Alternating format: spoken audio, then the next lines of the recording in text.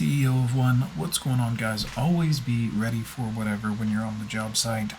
We had a O-ring blowout of a roof treatment gun. We used to soft wash roofs, and basically we had to go and find the O-ring at a local hardware store. We didn't know what size it was. We weren't googling it or anything, so we went and bought a variety pack, tried a couple of them until it worked, and got it to not leak. But if you've ever been on a roof and had the soft wash system set on 6% and had a leak in the gun while the other person is down at the truck and can't hear you, well, it's no bueno. Keep backups for everything. We have 2 pressure washers, we have 2 surface cleaners, we have extra hoses, you have to have backup for all this stuff because something is going to break. The other day we realized we left our house washing gun at one of the houses we washed. That was my bad.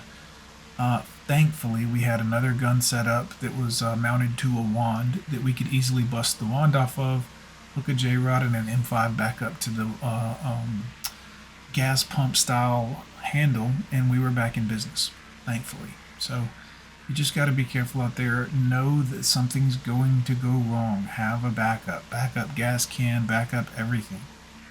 We always make sure we've got everything we have and maybe one extra. If you have a belt-fed pressure washer, have a backup belt. We've got a backup belt for ours, so if it breaks in the middle of the day, we can keep running. We've also got a second pressure washer that is a drive, not belt-driven. So have a backup.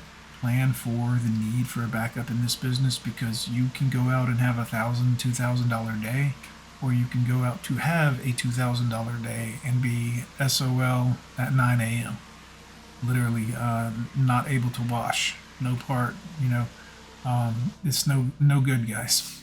Anyways, we always like to plan, have a backup for everything. This is a good thing where I teach you guys about these jobs. Everything will run smoothly if you've got good equipment, you've got backup plans in place, backup equipment in place.